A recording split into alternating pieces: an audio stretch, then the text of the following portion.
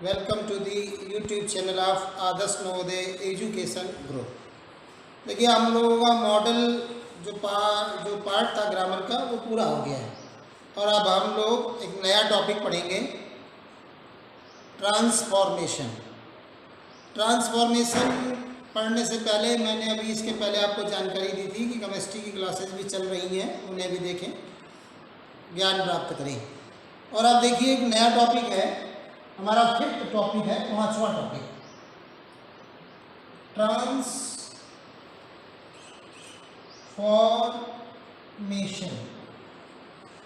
Transformation का मतलब है रूपांतरण।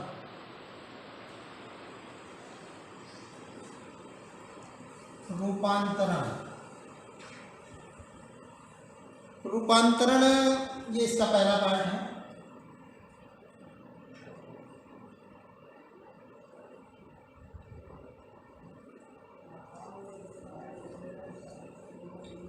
देखिए ट्रांसफॉर्मेशन का अर्थ है वाक्य का रूप बदलना बिना अर्थ बदले।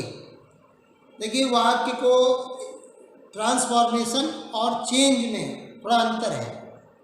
वाक्य का रूप बदलने में दो प्रकार हैं। एक वाक्य को बदल देना, जैसे अफर्मेटिव से निगेटिव में, निगेटिव से इंट्रोगेटिव में, या निगेटिव से अफर्मेटिव में। तो जैसे कहता है he is a good man, तो हम इसमें नॉट लगा दें, he is not a good man. तो ये रूप तो बदल गया इसका, लेकिन इसका अर्थ भी बदल गया। ये ट्रांसफॉर्मेशन नहीं है। ट्रांसफॉर्मेशन का अर्थ है कि वाक्य का रूप भी बदले लेकिन अर्थ न बदले, यही ट्रांसफॉर्मेशन है। चेंजिंग a sentence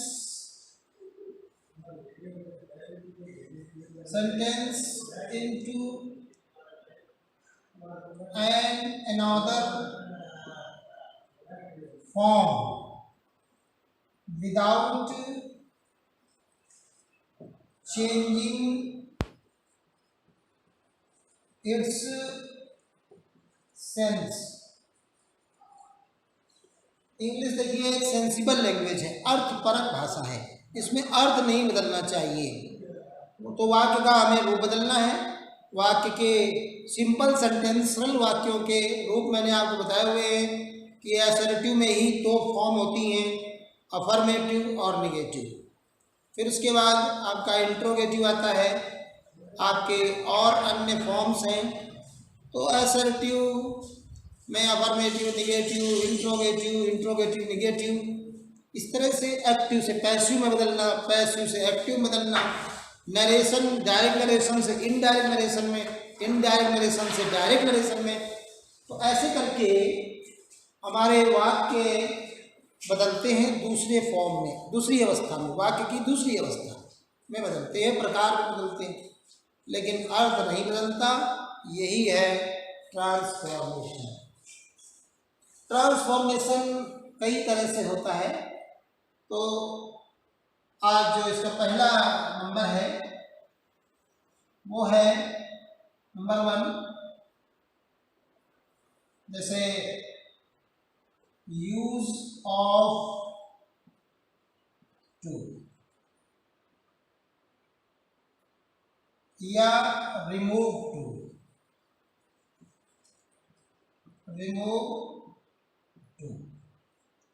तो इसमें क्या है कि जोड़ा है एक T2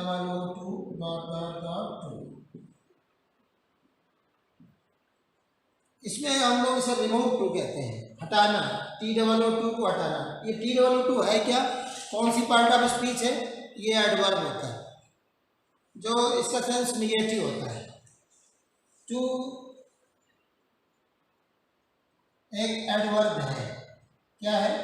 एडवर्ब है, और इसका सेंस होता है निगेटिव। निगेटिव सेंस होता है। अगर एडवर्ब टू है तो इसका मतलब है इसमें नहीं मिला हुआ है, तो टू के साथ हम नॉट नहीं लगा सकते। टू हटेगा तो नॉट आ जाएगा, तो अगर नॉट हटा रहे हैं तो टू आ जाएगा, मतलब इसमें निगेटिव सेंस होता ही है।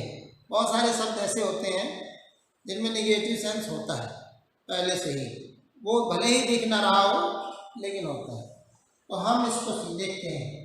तो हम ये जो रिमूव टू है, वाक्य में TOO एडवर्ब टू और प्रीपोजिशन आते हैं और उन्हें हटाना है या नहीं आते हैं तो लगाना है। ये इसको हम पढ़ेंगे। ये दो प्रकार के होते हैं। पहला वो है जिसके सब्जेक्ट सेम हो, ऐसे दो वाक्य जिनमें सब्जेक्ट एक ही हो, सिमिलर सब्जेक्ट।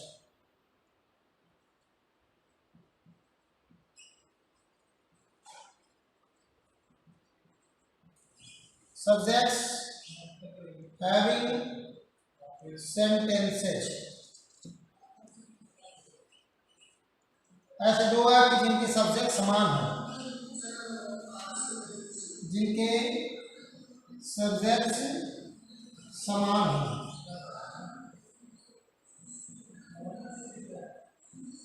जैसे देखिए, he is very weak, he cannot walk properly। अब आप यहाँ पर देखिए कि दो वाक्य हैं। एक वाक्य ये नॉट वाला वाक्य है, नहीं, और एक आप देखिए कि इसमें जो सब्जेक्ट है ही, वही इधर भी है। तो दोनों वाक्यों के सब्जेक्ट समान हैं। और ये क्या होता है, ये उन वाक्यों में यूज होते हैं जो इनएबिलिटी शो करते हैं, सामर्थ्य का ना होना, इनएबिलिटी।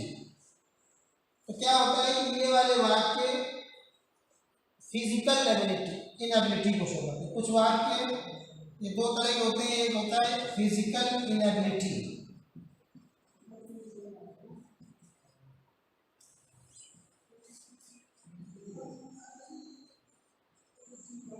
तो देखिए कि ये जो टू है हमारा, ये इनएबिलिटी को शो करता है, किसी चीज़ की कमी होना, ना होना, इसलिए इसमें नॉट जरूर आता है।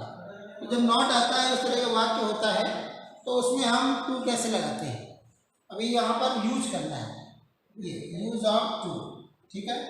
तो देखिए क्या होता है, ऐसे जब वाक्य होते हैं जिनमें सब्जेक्ट सेम होता है, तो उनमें हमें देखना पड़ता है कि वो टेंस कौन सा है। पहले वाक्य में एक शब्द आता है वेरी या सो, वेरी या सो आता है, तो इनमें से वेरी या सो को हटा दिया जाता है। तो सबसे पहला काम है रिमूव, हटा दो, रिमूव वेरी और सो जो भी हो, तो हम इसको मान लिया हटा देंगे, ये ऐसे। दूसरा इसमें है, इस वेरी या सो की जगह पे हम इस्तेमाल करेंगे टू का, यूज टू।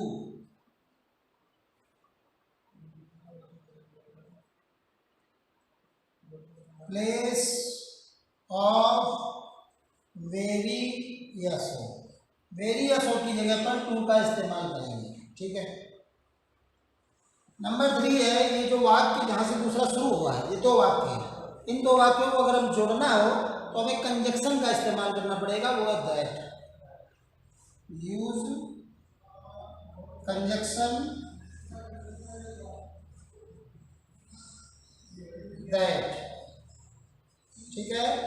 दूसरा सब्जेक्ट हटा दीजिए और ये कैन नॉट तक हटा दीजिए, ये यहाँ से लेके नॉट तक हटाना है।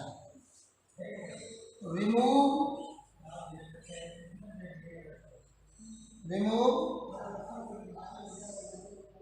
Subject plus model plus not, इनको हटा दीजिए। हटाना है ये किसके, सेकेंड सेंटेंस का, दूसरे वाक्य का, सेकेंड सेंटेंस के सब्जेक्ट को, मॉडल को और नॉट को हटा दीजिए। बचा हुआ जो रिमेनिंग पार्ट है उसको लिखना है, तो टू लिख करके, तो प्लेस प्लेस रिमेनिंग पार्ट, बचा हुआ हिस्सा, remaining part with to, to का मतलब infinitive, sorry preposition to, preposition to के साथ बचा हुआ हिस्सा लिख दीजिए। जैसे ऊपर देखते हैं,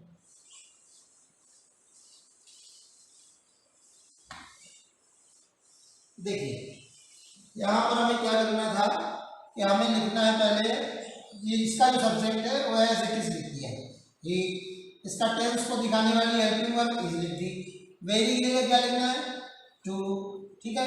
बचा हुआ वीक लिख दिया, मैंने आपको बताया था पहले आप ये वेरी या सो को हटा दीजिए तो हट गया, फिर हम और हमें इसके पहले ही लिख दिया हमने ये यहाँ का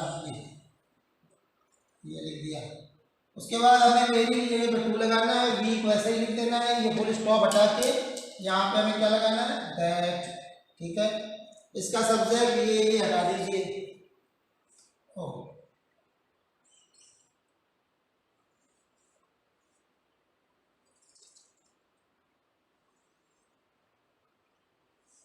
यहाँ पर दैट नहीं है, थर्ड नंबर यहाँ नहीं है, 2 3 4, वेरी सॉरी। देखिए यहाँ पर क्या है, इसमें पहले हम इस वाक्य दो वाक्यों को अगर हम जोड़कर एक वाक्य पहले बनाएं और उसके बाद बदलें तो हमें दैट का प्रयोग करना है, लेकिन जब हम सीधे सीधे टू का इस्तेमाल कर रहे हैं तो फिर कंजक्शन नहीं आएगा। तो हमें इस वीक के बाद ये जो एडजेक्टिव है वीक, इसके बाद में दैट नहीं लगाना है। क्यों नहीं लगाना है, इसका एक कारण है। इसका कारण ये है कि दैट जोड़ता है सेंटेंस को सेंटेंस से, लेकिन हम इसके सब्जेक्ट और इसकी हेल्प ये मॉडल और नॉट को हटा देंगे तो ये वाक्य नहीं रह जाएगा और हमें इस दो वाक्यों को एक वाक्य में बदलना है। तो इसलिए हम इसे क्लॉज में नहीं बदल रहे हैं बल्कि उसी सिंपल सेंटेंस में ही बदल रहे हैं। अगर हम यहाँ दैट लगाएंगे तो ये सिंपल सेंटेंस से बदल कर कॉम्प्लेक्स सेंटेंस में चला जाएगा, इसलिए हमें इसे नहीं बदलना है। हमें सीधे सीधे वेरी और उसको हटाकर ही लिख दिया और वी के आगे टू लगा दिया, इसके बाद हमें प्रीपोजिशन टू का इस्तेमाल करना है,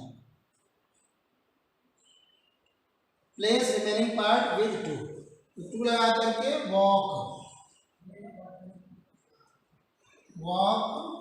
प्रॉपरली, ये इसका वाक्य बन गया। और देखते हैं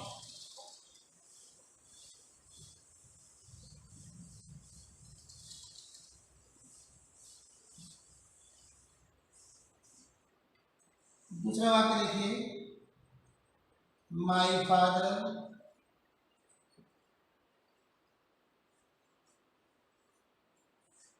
was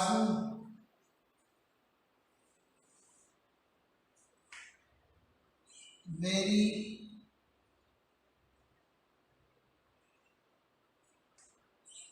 nervous, he could not dare to go out। ये वाक्य, ये दो वाक्य मैंने आपको यहाँ पे देख लीजिए सावधानी से। होता क्या है, यहाँ पे इज था तो यहाँ पर इस वाले वाक्य में कैन आया था, यहाँ पे वाज है, प्रेजेंट टेंस में कैन आता है और पास्ट टेंस में कुड आता है। तो मेरी बात पर ध्यान दीजिएगा कि हमें करना क्या है, जहाँ पर वेरी यहाँ ये आ रहा है इसके पहले का पार्ट जो होगा क्या लिखना है, माई फादर वाज, अब इस वेरी को हटा करके लिखना है टू, बाकी नर्वस लिख देना है नर्वस, इसकी जगह पे फुल स्टॉप की जगह टू लगाना है, ठीक है। और इसका ये सब्जेक्ट एक ही है, माई फादर जो है वही ही है, तो इसको हटा देना है, इसको हटा देना है, इसको हटा देना है और बाकी बचा हुआ हिस्सा लिखना है।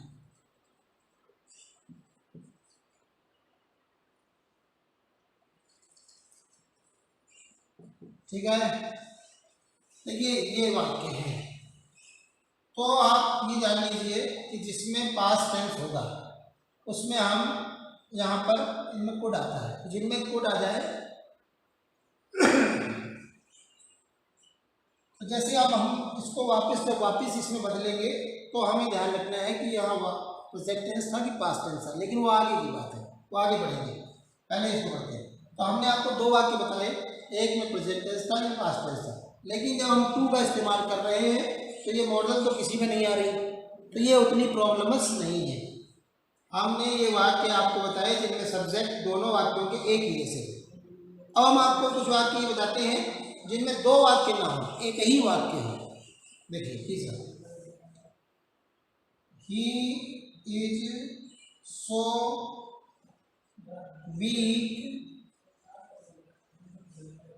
Week that he can not walk properly. ठीक है, आपने ये दो वाक्य देखे, इनमें दो अलग अलग वाक्य थे, इनको सीधे हमने इसमें बदला। अब ये वाक्य जो दो नहीं एक ही है, ये जुड़ा हुआ है, इन दोनों का जुड़ा हुआ रूप है। तो मैंने एक नंबर वाक्य बताया था ये वही है, वो दो अलग अलग थे, ये एक ही है, इसको देखिए। अब इसमें क्या करना है, जैसा मैंने बताया था कि सोयाबीन को हटा दीजिए, तो यहाँ पर ये ही इज और यहाँ पर आ गया टू, इसकी जगह पे टू आ गया। ये वीक वैसे ही लिख देंगे, यही वैसे लिख दिया, ये वैसे लिख दिया, ये वैसे लिख दिया, इस सो की जगह पर ये टू आ जाएगा। और हमें इस दैट को हटाना है, जैसा मैंने वो रूल बताया था, इस दैट को हटा देना, इस सब्जेक्ट को हटा देना, इस कैन को हटा देना, इस नॉट को हटा देना, इन चारों को हटा देना है इसमें, और इसके जो बचा हुआ है उसके पहले टू लगा दो।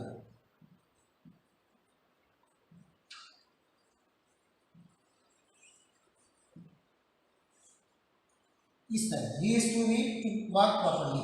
यहाँ मैंने दूसरा वाक्य ये जो लिखा था इसको एक साथ कैसे लिखेंगे देखिएगा जरा। My father was so nervous.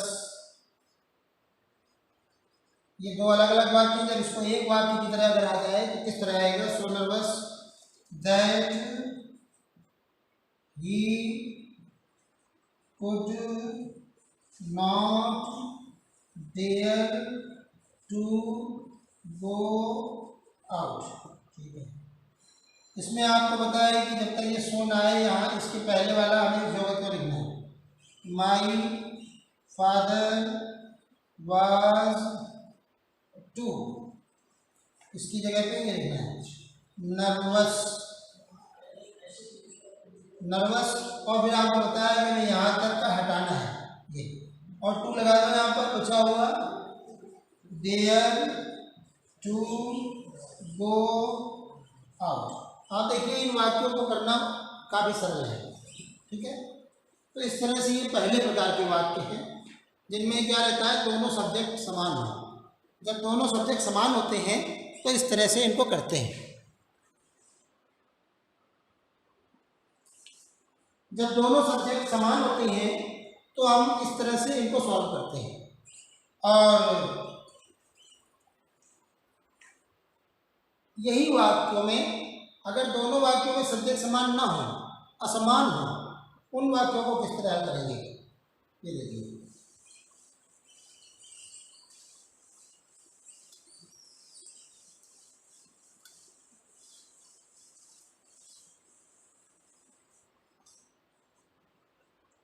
Number इसका B, when subjects are not similar, असमान सब्जेक्ट्स कर्ता होने पर, असमान कर्ता होने पर, देखिए ये दो तरह से हो सकते हैं। असमान कर्ता जो होते हैं दो तरह से हो सकते हैं। जैसे पहला मैं इनको अलग अलग वाक्यों के रूप में लिखूं, जैसे the milk is very hot, दूध बहुत गर्म है। We can not drink it, अब आप देखिए यहाँ पर ये सब्जेक्ट है मिल्क, ये अलग सब्जेक्ट है, और ये बी इसमें अलग सब्जेक्ट है, दोनों के सब्जेक्ट अलग अलग हैं। तब हम इनको कैसे करेंगे, यही वाक्य इस तरह से भी लिख कर आ सकता है, the milk is so hot that for us, या so hot that we can not drink it. ये वाक्य दो तरह से लिख के आ सकता है, दोनों तरह में से आने पर हम इनको कैसे बनाना है, हमें ये जो मेरी लिखा हुआ उसके या सो लिखा है इसके पहले तक सेम लिखना है। कैसे करेंगे इसको हम देखिए, द मिल्क इज सो की और मेरी दोनों की जगह पे जहाँ भी हो वहाँ पर हमें टू लगाना है, मिल्क इज टू हॉट, ठीक है। ये दैट हटा देना है, ये हटा देना है, जैसा आप जानते हैं। बस एक चीज़ का ध्यान रखना है, पिछले वाले में और इस वाले में अंतर क्या रहेगा, अंतर ये रहेगा कि जब दोनों में सब्जेक्ट समान था तो इधर का सब्जेक्ट हटा देते थे, लेकिन जब ये सब्जेक्ट समान नहीं है तो इसे हटा नहीं सकते, इसका भी यूज करना पड़ेगा, नहीं तो अर्थ में डिफरेंस अंतर आ जाएगा। तो ये जो वी है इसका सब्जेक्ट, इसका ऑब्जेक्टिव केस बनाएंगे, कर्म कारक, और यहाँ पर लिखेंगे फॉर, वी का ऑब्जेक्टिव होता है अस, फॉर अस। तो the milk is too hot for us to बाकी से टू ड्रिंक। अब ये तो है ना, ये क्या है कि ये मिल्क के लिए है, अब मिल्क का प्रयोग पहले ही हो चुका है, तो जब जिस शब्द का प्रयोग पहले ही हो चुका है उसको दोबारा यूज करना ग्रामर के एक महत्वपूर्ण नियम डुप्लीकेशन रिस्ट्रिक्टेड, दोहराना मना है का उल्लंघन होगा, वो हम नहीं कर सकते ड्रिंक। तो ये दोनों ही वाक्यों को इसी तरह बनाया जाएगा, चाहे इसको बनाए चाहे इसको बनाए, ये दोनों इस तरह से बनेंगे। एक एग्जाम्पल और ले लीजिए, बी का 1 बी का 2,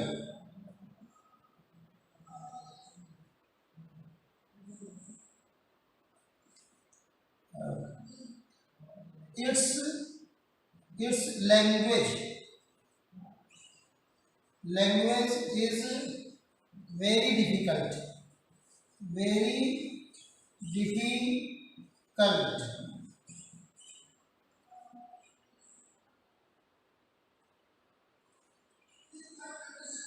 अब इसमें अगर हम दूसरा लिखेंगे, none can understand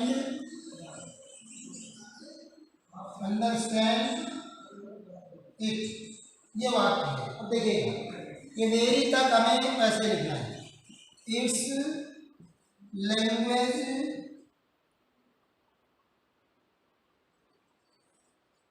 is too difficult.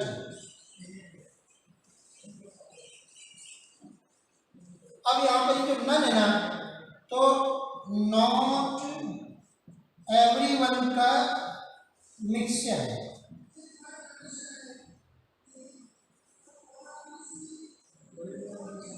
ये नन का में नन में छिपा हुआ है, ये नॉट एवरीवन, नन का मतलब नॉट, नो आगे इसमें और एवरीवन आगे। तो आप जानते हैं हम नॉट को हटा देते हैं, टू लगते ही फिर नॉट हट जाएगा, क्योंकि एक ही बात में डुप्लीकेशन रिस्ट्रिक्टेड होता है।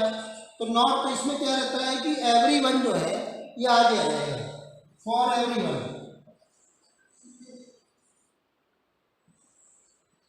फॉर एवरीवन, और ये क्या हट गया, नॉट हट गया, और अंडरस्टैंड ये बचा रहेगा, टू अंडरस्टैंड,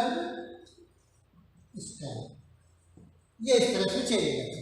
इसे हम लोग यूज टू का नाम देते हैं। रिमूव टू वगैरह इसके अगले पार्ट में पढ़ेंगे। Thank you.